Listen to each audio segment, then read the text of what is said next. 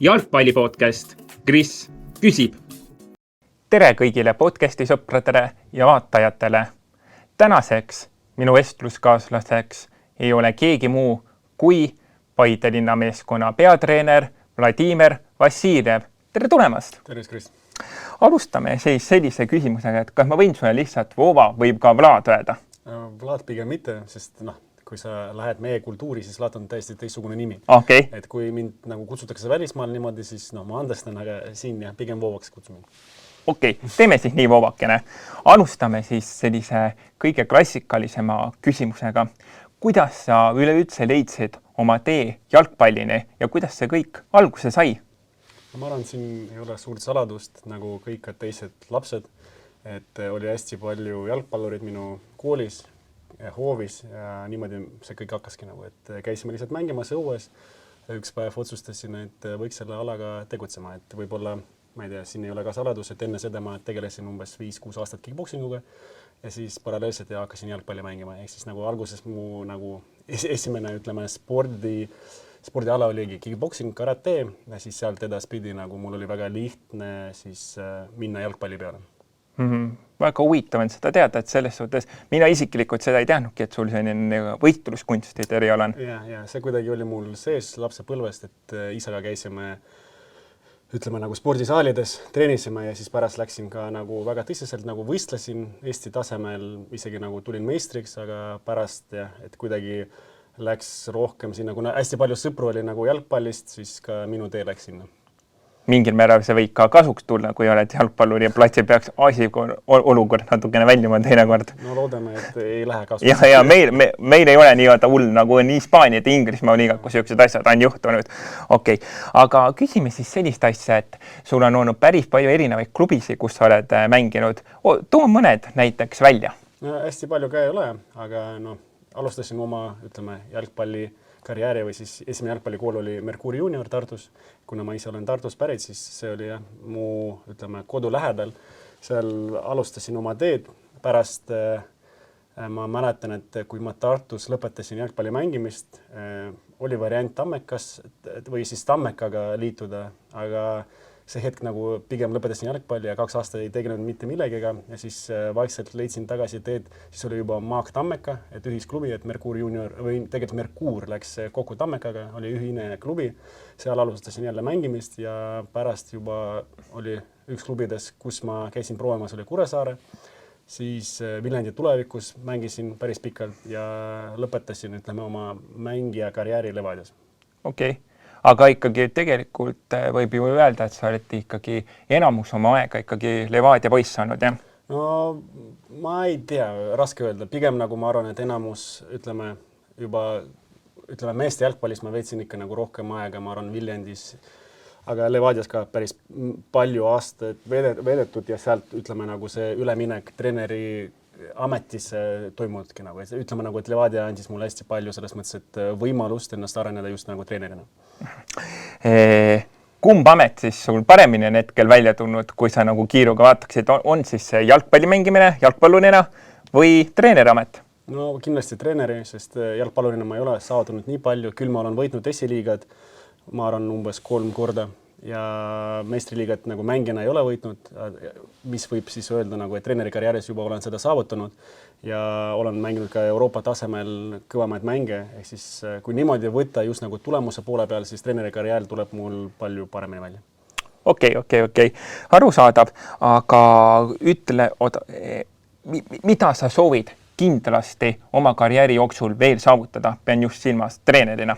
No, ütleme niimoodi, et treenerina olen väga noor veel, et alles oma alguses ma ütleks, et isegi kui vaadata, et mul 10 aastat on selja taga seda kogemust treenerina, siis ma pigem nagu arvan, et olen suhteliselt noor treener ja sellepärast nagu saavutamiseks on mul väga-väga palju aega ja kindlasti ei tahaks siin piirduda ainult Eesti tasemega. Küll olen juba proovinud korra välismaal ka oma jõudu, aga kindlasti idee on siis jõuda nii kaugele kui võimalik ja noh, ise olen hästi ambitsioonikas inimene ja tahan nagu olla ka, ütleme nagu ajaloos midagi saavutada esmakordset, nagu kui me mõtleme ka Eesti või siis Baltikumi mõistes, tahaks olla nagu väga edukas treener ja näidata, et ka siit sellest nagu regionis saab tulla välja ja saab tegusid teha ja tahaks siis pärast kõik need teadmisi kuidagi nagu tagasi Eesti jalgpalli tuua. Okei. Miks ka mitte äkki ühe korra olla meeste A-koondise peatreener, kui selline võimalus tekiks? Kindlasti. Keegi ei ütle koondisele ära. Kord juba käisin seal küll assistendi rollis, Karel Voolaidiga töötasime seal, et ma arvan, iga treeneri mängija, ütleme nagu, üks eesmärkides on olla nagu kasulik Eesti jalgpallile ja ma arvan nagu Eesti koondise näol see on väga hea variant, kuidas siis tuua midagi ka ja anda tagasi jalgpallile. Okei. Kui me juba alustasime treeneri jutust, siis sa tulid ju Slovakkiast tegelikult tagasi ja siis läks ainult natukene aega meelde, natukene aega läks just nimelt mööda, kui tuli teada, et sa liitud Paide linna meeskonnaga, aga miks sa tegid just nimelt oma valiku Paide linna meeskonna kasuks ja kas oli muidu huvitavaid pakkumisi ka mujalt? Ja, et ütleme niimoodi, et Slovakkias meil lihtsalt leping sai otsa, et meil oli 1,5-aastane leping ja kui see sai lõppu, siis ei leidnud me ühisteed klubiga, et meie nõudmised, ma arvan, olid natukene suuremad ja siis pidime tagasi tulema ja sel hetkel ja minuga võttis ühendus 2 klubi, üks nendest on Paide ja nagu kuulates nagu Paide ambitsioone, nad väga hästi kattuvad minu omadega, et Paide tahab meistriks tulla sel hetkel nagu mina ka tahtsin ja siiamaani tahan ja ma arvan, me suudame seda nagu teha Paidega ja siis lõpuks nagu see kõik nagu Paide ambitsioon oli selleks hetkeks väga sobilik minule. Et ma nägin, et nagu me näeme ühisteed ja ega siiamaani ma arvan, et Paide on üks väga perspektiivne projekt, kus ma saan aidata seda klubi oma teadmistega ja siis me saame koos klubiga areneda ja saame teha väga ägedaid asju siin Eesti jalgpallis. Okei. Sa oled olnud nüüd Paides tegelikult peaaegu pool aastat, eks ole? Tulid poole pealt, see ei ole kunagi ilmselt treenerile lihtne ülesanne tulla poole pealt. Aga ütle, mis on olnud seni sinu karjääri jooksul Paides kõige valusam mäng, mis on sulle enim pettumist valmistanud ja samas ka kõige nagu rõõmu pakkuvam? No ütleme niimoodi, et pettumust oli väga palju, et põhimõtteliselt nagu iga kaotatud punkt on mulle pettumus, et kuna jällegi võib-olla rõhutan siin, et olen väga ambitsioonikas ja olen treener, kes pigem nagu tahab alati võita, et kaotada üldse ei oska, siis iga viik ja kaotus on minule väga raske, ehk siis neid mängu tegelikult väga palju, mis tegid mulle nagu valu ja mis panid mind nagu rohkem isegi pingutama. Aga kui mõelda nagu headest asjadest, siis ma arvan, et näiteks sama Gibraltari nagu edasipääs oli väga hea emotsioon ja tegelikult neid mänge võib ka leida veel, aga ma arvan, see Euroopa edasiminek oli sel hetkel nagu väga vajalik nii meeskonnale kui ka klubile ja me suutsime seda saavutada ja seda saab nagu meenutada. Okei. Sa oled olnud treener tegelikult päris mitmetes juba ka klubides, et alustame selle Levadiaga, siis tuli Nõmme United, kus sa panid nagu täiesti hullu ja lammutaksid absoluutselt kõik laiali, mis vähegi lammutada andis. Siis tuligi see välismaa karjäär, Slovakkia, nüüd Paide linnameeskond, aga räägi nendest varasematest klubidest natukene täpsemalt ja rohkemat. No nagu ma juba siin mainisin, et peale oma, ütleme, lühikest mängija karjääri mul tuli võimalus olla Levadias alguses nagu noortetreener ja sealt nagu hakkaski kõik see nagu oma teed ja lõpuks nagu jõudsingi nagu esindusmeeskonda, kus olin nagu assistendi rollis alguses ja pärast ma mäletan, see oli 2021, sai siis nagu proovida ennast nagu peatreeneri rollis, siis sel hetkel nagu ma kutsusin tagasi Marko Savitši ja siis see tandem nagu meil, mina ja tema nagu töötas väga hästi, suutsime nagu meistriks tulla ja ma arvan, see oli väga edukas projekt meil, kus sai hästi palju erinevaid, ütleme, emotsioone, et oli pingelisi hetki, nagu mis õpetasid meid, olid nagu häid emotsioone ja lõpuks ma arvan, see kulmineerus kõik sellisena, et nagu me võitsime liigat, nagu see oli väga äge projekt. Peale seda siis jah, võib-olla nagu paljudele tundub, et tegin sammu tagasi, et läksin Nõmme Unitedisse, aga minu arust see oli just nagu samm edasi, sest oligi vaja võib-olla sel hetkel sellest kogemust, kus oli hästi ambitsioonikas klubi, kes soovis siis tõusta Premium liigasse ja kellega ambitsioonid olid samasugused nagu mul. Ja sel hetkel nagu mulle tundus, et see on täpselt see koht, nagu, kus mina saan siis areneda ennast ja siis ka klubi. Ja koostöös nagu me ka saavutasime väga, nagu sa ütlesid, nagu lammutasime seda esiliigat, aga ma arvan, seal oli hästi palju ka selle taga, et klubi ise oli selles jalgpallielus väga aktiivne, et nad tahtsid väga seda ja kõik see nagu jällegi koos mängijad, meie staffina ja klubi nagu tegid nagu samasugust nagu suurt pingutus, et see et minna edasi. Ja peale seda ka tuli mul pakkumine Slovakkias, et see oli ootamatu natukene, et seal olid ka nagu mitu erinevaid nagu aspekti, kuidas see kõik juhtus. Natukene ka mingisugune sattumus, aga lõpuks, kuna mu unistus alati oli nagu välismaale minna, siis ma võtsin seda pakkumist kohe. Projekt oli väga suur, ütleme ka, et võib-olla nagu kui Nõmme Unitediga nagu võrrelda, siis ka noor meeskond, ütleme natuke, ta oli nagu farmklubi, aga põhimõtteliselt nagu eesmärgid väga, väga suured ja sel hetkel nagu ma nägin, et see on koht nagu, kus ma saan jällegi targemaks, paremaks ja saan lihvida mingeid asju nagu treenerina. Ja ma arvan, see 1,5 aastat, mis ma veetsin seal, olid nagu ideaalsed, nagu ka, ütleme, võib-olla tulemused ei olnud kõige paremad, aga üldiselt nagu ma arvan, me andsime klubile seda, mis nemad tahtsid, me arendasime hästi palju mängijad ja siuke oli win-win situation, et nagu mõlemad nagu sealt said kasu. Ja ka lõpuks kõik see nagu Levadia, Nõmme United ja Šamorini kogemus nagu oligi see, mis tegi minust sellist treenerit, nagu ma olen täna ja sellest nagu Paide tahtis ja kõik see nagu kulmineeris nagu niimoodi, et siis nagu mina juba siis valmis treenerina sel hetkel nagu sain proovida Paides ja ma arvan, see Paide olukord on praegu selline, et kus me ka edaspidi ka koos areneme. Aga Voova, ma tõin välja sulle just nimelt Paide puhul ennem, et mis on enim nagu rõõmu pakkunud, mis pettumust valmistanud, aga kui sa nüüd võtaksid selle oma lühikese tegelikult karjääri jooksul, kus sa treener oled olnud, kõik need nagu klubid ja asjad nagu kokku, et mis on siis sealt nagu kõige rohkem see mäng olnud, mis on nagu enim pettumust valmistanud ja kurbust toonud, aga mis on ka see mäng olnud just nimelt, kus sa nagu reaalselt võiksidki käed üles tõsta ja öelda vau, mida ma nagu tegin? No väga lihtne vastus, mis vau oli, aga kui läheme sinna, et mis oli nagu pettumus, siis ma siiamaani mul nagu kuklas on Euroopa mäng Levadiaga, me mängisime Fäärt saarele ja siis see oli koroona aeg ja sel hetkel oli niimoodi, et ainult üks mäng oli kas võrsil või kodus. Me saime vastast võrsil ja me ei jõudnud reageerida sellisena, et meil hästi palju mängijad, välismängijad ei saanud reisida, kuna neil ei olnud viisad, sest me ootasime Iirimaalt vastast, aga tuli Fäärtelt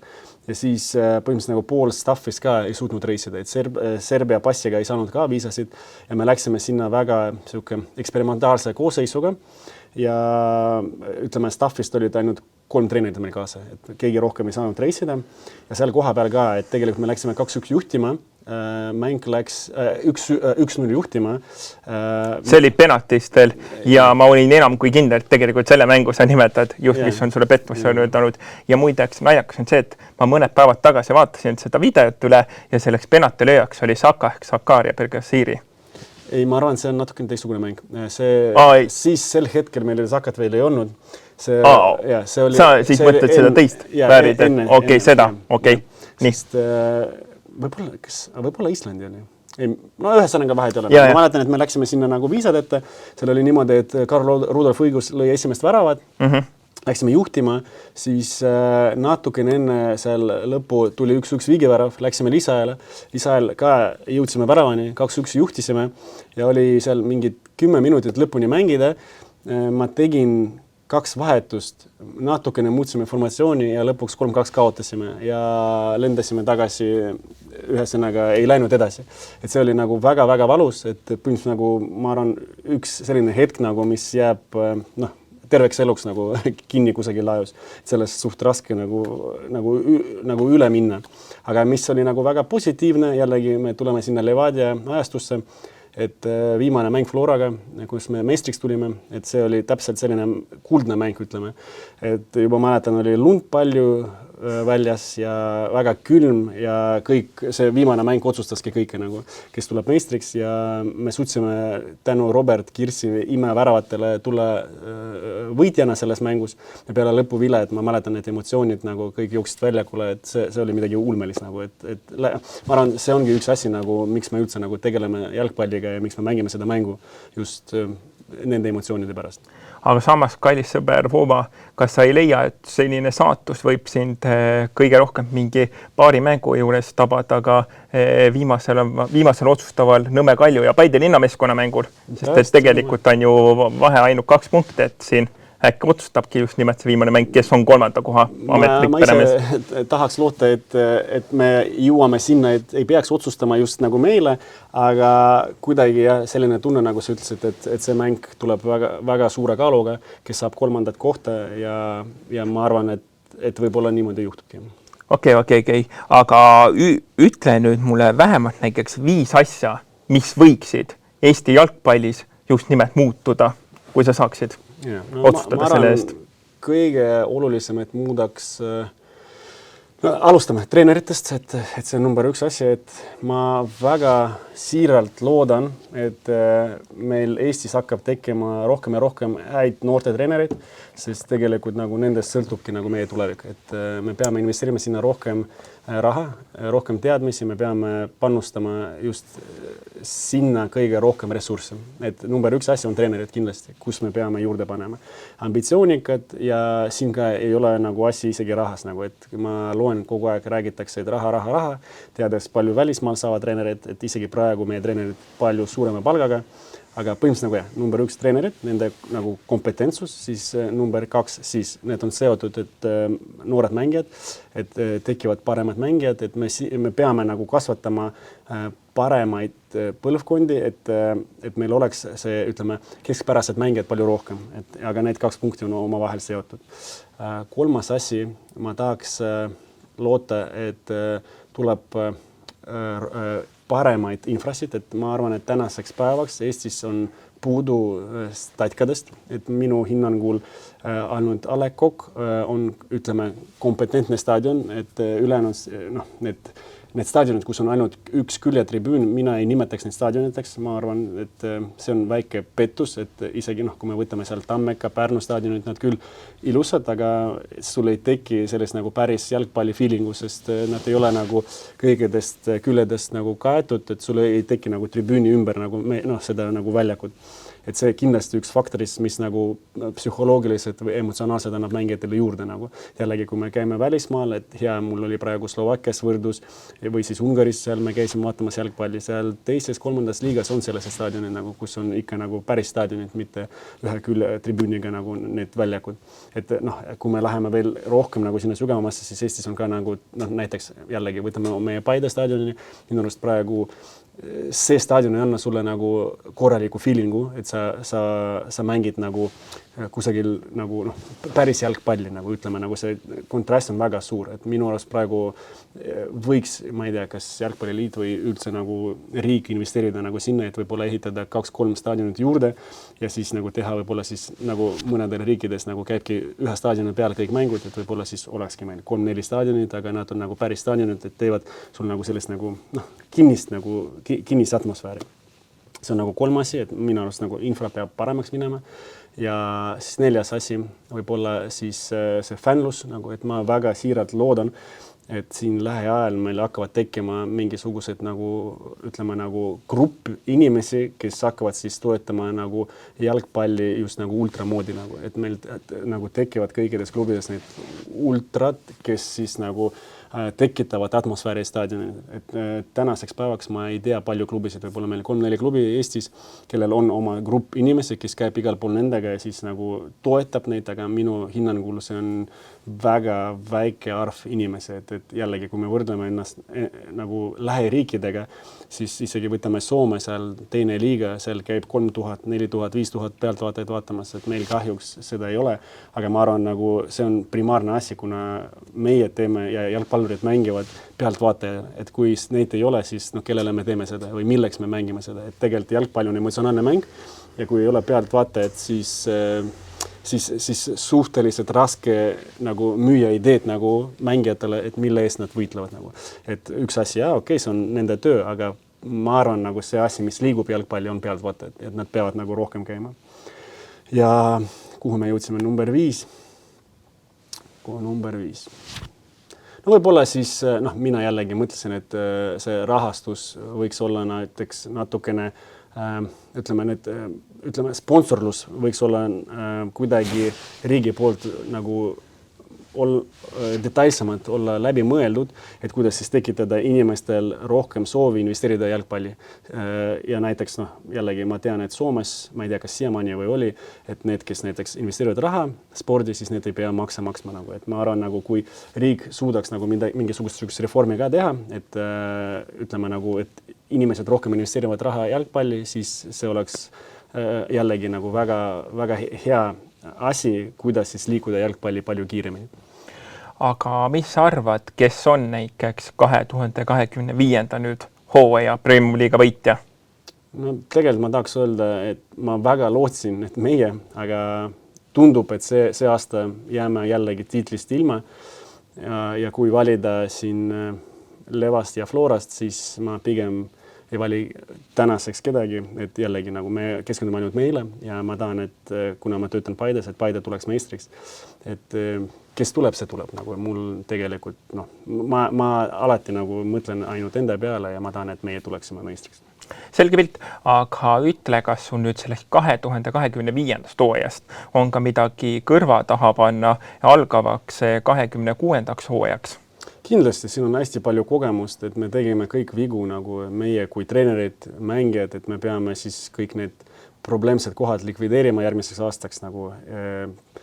Ma arvan, et hästi palju mida võtta nagu, et alates sellest nagu treeningprotsessis lõpetades mängijate valikuga ja kõige muuga, et siin pole ime, et iga treener alati nagu kasvab, iga klubi kasvab, iga mängija kasvab ja iga üks nagu võtab alati positiivseid asju nagu kaasa ja siis muudab neid negatiivseid paremaks. Okei. Aga ma hoiatasin ka sind varasemalt ette, et mul on niisugused 3 nii-öelda ootamatut küsimust. Et alustame näiteks sellega, et sa tead väga hästi, kui suuri ja tulihingeline naiste jalgpalli toetaja ja vänn ma olen, et sa ütlesid, et sa oled ka valmis nagu erinevateks huvitavateks väljakutseteks asjadeks. Tõime ennem näite, et näiteks meeste A-koondiks pakuks sulle sellist väljakutset, tule peatreeneriks. Aga kui näiteks naiste A-koondis pakuks, et davai, Hova, tule nüüd, kas oleksid valmis sellise nagu kannapöörde tegema, et meeste liigast hoopis naiste liigasse minema treeneriks? Ma arvan, et mitte. Ma ausalt ei tea, mis peaks juhtuma, et ma muudaks oma meelt, aga ma arvan, on hästi palju kompetentseid inimesi ja inimesi, kes suudavad anda selle rohkem kui mina ja ma ei näe ennast naiste jalgpallis. Aga jälgid sa üleüldse natukene mingil määral naiste jalgad või on see jäänud sul? Tegelikult palju ei jälgi, ma võib-olla ainult Vlada Kubašovi ei jälgi natukene, kuna ta käis kunagi nagu meil Levadias poistega trennis, et nagu ma treenisin teda natukene ja siis mul väga huvitav, nagu, kuidas ta saab selle Ungaris hakkama ja teda natukene jälgin, aga muidu ja naiste jalgpallis suhteliselt kaugel olen. Ei, Vlada on meil tubli. Ta paneb hullu ja koodises paneb ka meil hullu ja siin. Aga ütle siis parem sellist asja, et praegu oleme me Paidega üsna kurvas ja õnnetusseisukorras paraku. Et miks see siis on nii tulnud, et me peame ennast jälle roomama välja sellisest pasarahast?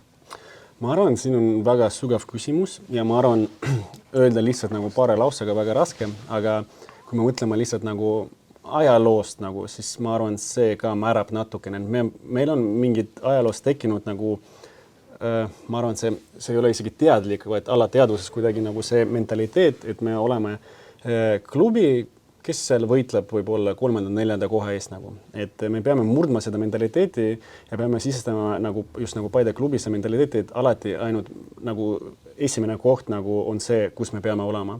Ja vahet ei ole, kas me saavutame seda või mitte, aga mentaliteet peab olema selline. Ja ma arvan, miks me oleme praegu selles hetkes, sest hästi palju muutusi oli sellel hooajal, alates sellest, et treeneri vahetus oli. Me müüsime mängijad ka, kes kandsid nagu põhirolli ja ma arvan, see nagu tervikuna me ei suutnud veel luua sellist keskkonda, kus iga mängija teab, mis on tema nagu primaarne ülesanne ja tekitada nagu meeskonna kliimat, kus kõik nagu ütleme, kõikide mängijate mentaliteet ja ka nagu klubi mentaliteet nagu ühtsuvad ja või kuidas lähevad ühtseks ja kõik mõtlevad samamoodi, et see on väga raske töö ja näiteks miks me jällegi mõtleme Leva Flora seal üleval, sest nad on ajalooliselt nagu tulnud nii palju meistriks ja neile juba alateadvusel on see nagu ABC. Ja meie siis peamegi murdma seda nagu lihtmõtlemist ja peame siduma endale ainult kõrgemat eesmärki ja kui me näiteks järgmisel hooajal juba pre-seasoni nagu, ehk siis nagu hooaja ettevalmistusel nagu jõuame sinna, et me suudame tekitada mängijatel nagu usku ja selleks nagu võitja mentaliteeti, siis ma arvan, kõik on võimalik. Aga tänaseks päevaks kahjuks meil see ei õnnestunud ja me oleme nagu tabeliga näitab, mitte kaugel sellest, aga mõned sellest mängud nagu Harjuga, siin olid Kaleviga, Kuressaarega viimane mäng, sellised mängud näitavad mulle isiklikult, et me ei ole veel nagu peas valmis meistriks tulemiseks. Harjuga oli ka eriti valus ja piinlik kaotus, et kindlasti ta oli piinlik, seal olid ka nagu ütleme objektiivsed asjad, nagu miks see niimoodi juhtus nagu, aga üldiselt ja et meie sugune meeskond ei tohi nagu niimoodi mängida, ei tohi sellised tulemused näidata ja see ka ei ole ainult selles, ei kajastu ainult tulemuses, vaid ka selles, kuidas nagu väljakul me nägime välja, et see on lubamatu ja kindlasti me peame seda nagu mentaalsust murdma. Selge, aga ma küsiksin siis sellise asja hoopis, et kuidas näiteks Vladimir Vassiljev iseendale, nagu ma mõtlen siin nimel, keskendub ja nagu aja maha võtab, et mida sa siis teed, kui sa nagu tõesti tahaksid puhtad ainult iseendale seda aega leida? Ja kõik sellest nagu jalgpallist või üleüldse sellest kogu maailmast välja lülitada? No, tavaliselt nagu ma teen sporti, nagu ma leidsin nüüd uue hobi padeli näol, et käin mängimas, et seal nagu ma unustan kõik probleemid, et saan nagu oma siis stressi välja elada. Aga üldiselt ja kuna ma olen pereinimene, mul on 2 last ka, kes ja naine, kes aitavad mul siis nagu unustada jalgpallimaailma, et siis tegutsen nendega. Neil on omad hobid, nagu, kus ma ka osalen ja ma arvan, need hetked nagu siis aitavad sind nagu siis stressi maanduda ja siis kuidagi ja puhtalt lehelt nagu alustada töönädalat. Okay.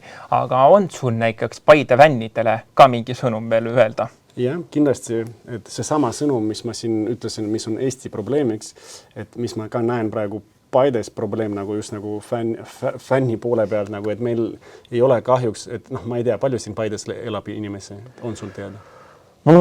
Jään sulle isegi täitsa vastuse võlgu, et kuskil 4000, 6000. 10 000, näed, aidati taustad. 10 000 aitäh nagu, kaameramehele. Ja inimest elab siin ja meil on hästi pisike staadion, et kui me ei suuda nagu seal tripkat täis teha, siis midagi on valesti ja ma tahaks nagu uskuda, et tegelikult siin nagu iga nädalavahetusel inimestel nagu on see reaalne tulla väljakule ja toetada meid. Ma tahaks nagu, et Paides ka tekiks nagu fännikultuur, et inimesed nagu mitte lihtsalt tuleksid ja vaataksid nagu kinos popcorniga seda jalgpalli, vaid ka nagu elaksid kaasa, toetaksid, annaksid meile nagu lisaenergiat seal kõrvalt, et oleks meie 12 mängija seal väljakul. Et see on väga oluline ja see on üks ka asi nagu selleks, et tulla meistriks, sul peab olema selline fännikultuur nagu sest see, kui teie tulete nagu sinna väljaku äärde, siis mängijad tekib rohkem kohustust, nagu nad siis teavad, kellele nad pakuvad rõõmu ja kes on need inimesed, kes reaalselt nagu on nende taga.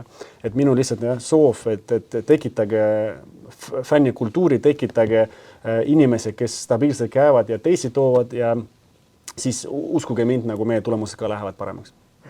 Absoluutselt austan seda asja ja siis siin võiks öelda, et tegelikult Paide jalgpallimees, Paide linna meeskond võiks ka mingil määral oma panus anda ja natukene klubina nagu vajama näha selleks, et ikkagi fännid tuleksid sinna staadionile kohale ja see oli väga-väga ilus vastus sult. Aga omalt poolt veel tahaksin üht asja küsida, et kuidas minu väikene panus sulle isiklikult korda läheb? No nagu siin ka rääkisin Paide fännikultuuris, siis ka nagu sinu näol, ma arvan, sa oled juba sinust tekkinud selline nagu Paide maskott, kes kogu aeg nagu tuleb meile vastu, kui me tuleme bussiga, kes vaatab treeningu, kes kuidagi nagu üritab aktiivne olla seal. See on väga tore ja ma arvan, igati see on väga kasulik meile nagu no mitte isegi klubina, klubi on väga suur, aga meeskonnana nagu, et Paide esindusmeeskond nagu on alati rõõmus, kui ta näeb sind nagu, et sinu nagu tegevused on alati teretulnud ja jällegi seesama sinu, ütleme, mitte ükskõiksus nagu ja aktiivsus näitab meile, et miks me teeme seda asja, sest kui sul on huvitav, siis meil veel rohkem huvitav sulle nagu pakkuda elamust nagu. Et mida rohkem sellised inimesed nagu sina, seda paremini meie tunneme ennast ja seda rohkem me oleme motiveeritud. Aga siin ongi hea nüüd podcastile lõpp peale tõmmata, öelda sulle passiba, brat, ja suur aitäh teile kõigile mu tänastele podcasti vaatajatele ja vännidele. Täna oli mu külaliseks Vova ehk Paide linna meeskonna peatreener Vladimir Vassiljev. Jääge ootama, kes on juba järgmine saatekülaline ja kohtume õige varsti uuesti. Tšauki! Jalgpallipodcast Kris küsib.